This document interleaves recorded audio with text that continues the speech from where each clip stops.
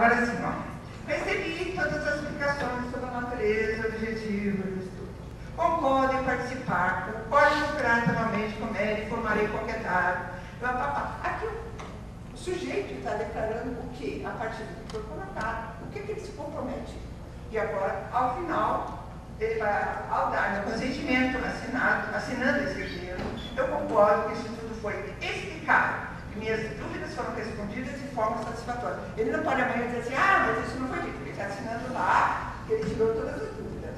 Então, isso acho que é interessante para respaldar, inclusive. Dá para você fazer tudo isso aí, o cara entra na justiça dizendo que você não fez. Se você tiver isso claramente colocado, eu acho que pode ser um procedimento que não custa muito e que vale a pena a gente investir nisso. Professora, desculpe interromper. Estou lembrando assim, estou com medo de esquecer, posso perder a oportunidade. O pessoal, por exemplo, psicologia, fono, para a nossa realidade, em hospitais também isso acontece. Quando o paciente vai ser submetido a algum tratamento, ele assina um termo, geralmente essas clínicas fazem um termo que ele vai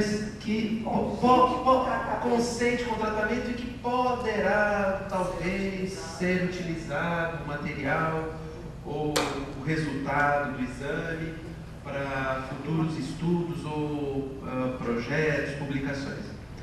Tem alguma validade isso para que depois isso se torne um trabalho de conclusão de curso? Ou a gente tem que negar mesmo? Se aquele paciente não entrou com a intenção, vai fazer o tratamento, mas se não tem intenção de um projeto, de estar envolvido num projeto, a gente não pode aproveitar esse consentimento. É normal, a gente pega isso em hospital. Veja bem, o grande problema vai estar, eu acho que a única arma que a gente tem aí é que se isso virar um estudo que não tenha passado pelo CEP, que não tenha sido declaradamente colocado no protocolo, não pode ser publicado. Aí pergunta, quem é que vai fazer pesquisa que não vai querer publicar ou divulgar isso? Entendeu?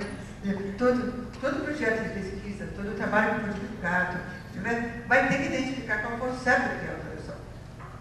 E aí, cabe a gente, do CEP, verificar que o termo de consentimento não pode ser esse tipo. Eu já vi isso em clínica de genética para formação de bancos. Você concorda em doar seu dente para não sei das quantas? Está bem assim. Na verdade, existe uma legislação sobre formação de banco de dados. Banco de dados, o banco de material orgânico, isso também está previsto pela Conep. Não tem normas de como é que funciona isso. Então, mas eu já vi isso em clínica, eu também vi. Aliás, eu tive até cópia que eu fiquei louca de ver. Mas aí eu descobri. Aí isso é feito pelo Conselho Profissional, Conselho Regional de Medicina, Conselho Regional de Odontologia. Eles têm algumas normas no sentido de você trabalhar como indivíduo concordando com uma série de coisas do ponto de vista profissional, garantindo os aspectos profissionais, não éticos de pesquisa.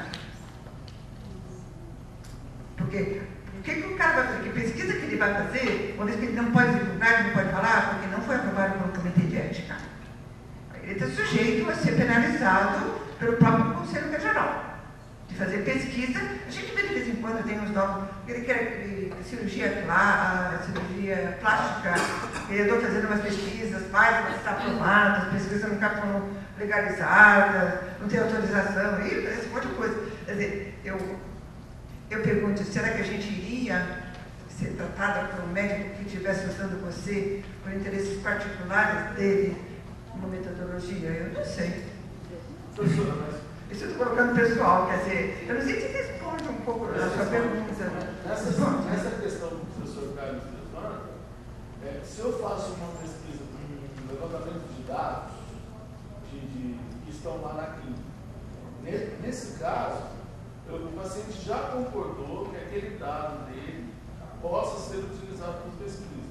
Quando eu formato o projeto, na metodologia, eu vou fazer consulta de documentos, de prontuários. De prontuário, eu não sei dizer, porque o prontuário, para quem que ele autorizou o uso do prontuário dele? A quem? Então, prontuário o médico faz para controle do trabalho dele profissional com o paciente. Ele não tem autorização para usar o prontuário para fazer pesquisa. Mas se constar uma declaração? Mas não foi aprovado pelo Comitê de Ética. Entendeu onde barra a coisa? Quer dizer, você tem que ter pesquisa, não pode, a não ser que seja banco de dados oficial, mas o banco de dados tem regulamento. Você, ao colocar o seu material biológico no banco, você assina, concorda, vai estar no banco. Aí o banco tem uma série de regras que dão, tem pessoas que vão usar as coisas que estão no banco. Tá certo? E aí não tem, ninguém identifica quem é que está no banco. Então, a confidencialidade está protegida, mas aí está protegida. Pegando o gancho dos dois professores disseram, eu trabalho na Santa Casa, sou do Comitê de Ética da Santa Casa, muito franco. O grande problema é que nós temos vários pesquisadores que querem utilizar dados dos pacientes. Né? E o problema, quando o paciente ele entra no hospital, nós pensamos em criar um documento que ele assine, que dê direito nós utilizarmos aqueles dados. Somente os dados. Mas esses dados não são é legal. pelo Comitê de Ética. Não é legal. Não. Porque, veja, você vai usar esse dado para quê? Uma pesquisa, para você estar tentando buscar um conhecimento, ele pode, se ele assinar lá a autorização para uso naquela pesquisa, ele não pode ser generalizado, senão a gente não precisaria fazer nada, nenhuma comitê de ética. Então, o pessoal da medicina iria lá, o pessoal está lá. Tá certo? É lógico, evidente, está falando dados que ficaram registrados lá. Mas se, eu acho que é importante a gente alinhar vários. Porque a questão da legalidade, cada vez mais, ela se faz presente no nosso dia a dia. Se ele autoriza que esses dados façam parte do banco de dados, né? E esse banco de dados, ele é concebido para fornecer elementos para as pesquisas, aí a gente está... A diferença que tem é que o banco de dados, eu não estou com politização aqui, o banco de dados, ele requer uma série de dados, por exemplo, quem é responsável pelo banco, como é que são arquivados, quem vai usar, a quem eu posso autorizar, isso está regulamentado. É diferente de eu criar o meu banquinho particular lá na Santa Casa e eu distribuo para o meu amigo, não distribuo para o amigo do outro, entendeu? Eu não sei se, eu não estou querendo nem especificar, mas eu estou querendo mostrar que existem maneiras legais de você tratar esse material que fica. Eu também, por exemplo, na escola, eu faço avaliação de todas as crianças numa escola lá em Limeira. E esses dados estão no prontuário das crianças já há 10 anos. Então eu pergunto assim, mas eu coletei esses dados, quando eu coletei, eu não sabia o que eu iria usar. Eles foram coletados para fins de melhoria da qualidade do trabalho na escola. Agora eu quero usar, porque eu já tenho material suficiente para, não é só publicar, mas para captar alguma informação, porque eu trabalho com crianças com, a gente chama transtorno do desenvolvimento da coordenação, TDC, ADHD, todos esses transtornos que surgiram mais recente. Eu tenho contato de 10 anos lá, e estou seguindo o protocolo. Alguns foram até pesquisas que tem um protocolo feito, porque está tudo, independente do meu protocolo, os dados vão para a escola, porque é o trato que eu tenho com a escola, e as crianças vão ser avaliadas em tudo aquilo que a escola precisar. A gente tem altura, peso, tem IMC, dados que de vez em quando a escola precisa. Agora, eu coletei esses dados, não vou ter chance de usar esses dados, ele funciona como um banco aí, no caso.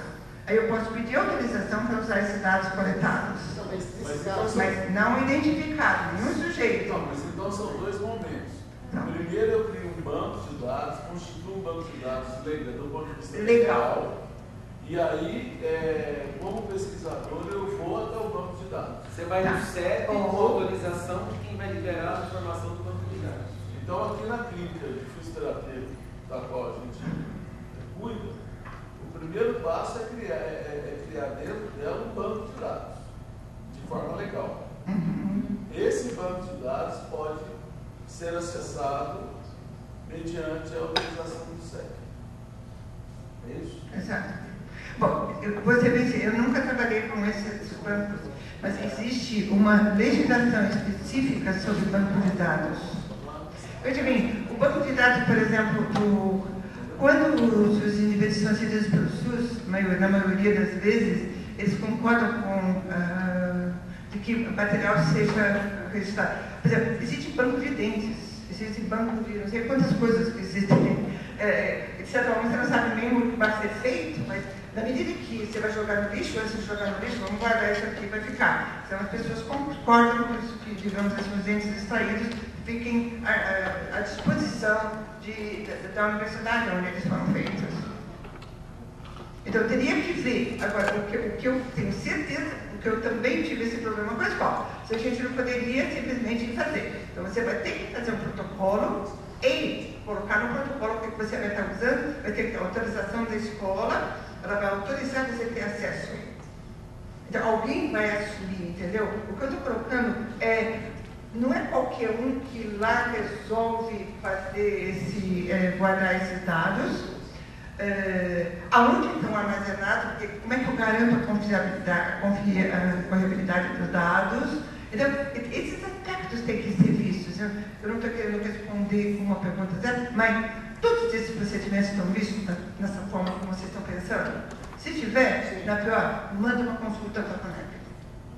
No extremo, eu falei, olha, está sendo feito isso. Como é que a legislação se coloca com essas coisas? Nós ficamos muito preocupados porque nós temos muitos trabalhos retrospectivos com dados de exames laboratoriais. Como que nós vamos ceder, autorizar realmente as pessoas, muitos já foram a óbito, muitos já tiveram alta, e aí, como que nós podemos disponibilizar essas informações? Então fica essa preocupação. Se nós tivermos realmente essa autorização, nós poderemos utilizar. Em casos extremos ou muito específicos, raros, o pessoal entra em contato e pede autorização. Então, o filho está vivo, passou por alguma situação. Você não precisa ter 200, 500, você basta ter 20 indivíduos, já é o suficiente para você poder trabalhar com esse dado. E aí você entra em contato para saber se eles autorizam de novo. Você abre, mesmo que o dado já tenha sido coletado. Você autoriza, e isso a gente já viu passar processo assim. Entendeu? Então, os dados foram coletados de alguma forma e não tinha autorização para que o dado fosse usado. Então, agora você pede autorização para usar aqueles dados. Isso pode ser possível se for pequeno, mas se você trabalhar com 500, 1000 indivíduos que passam no hospital, isso se torna inviável.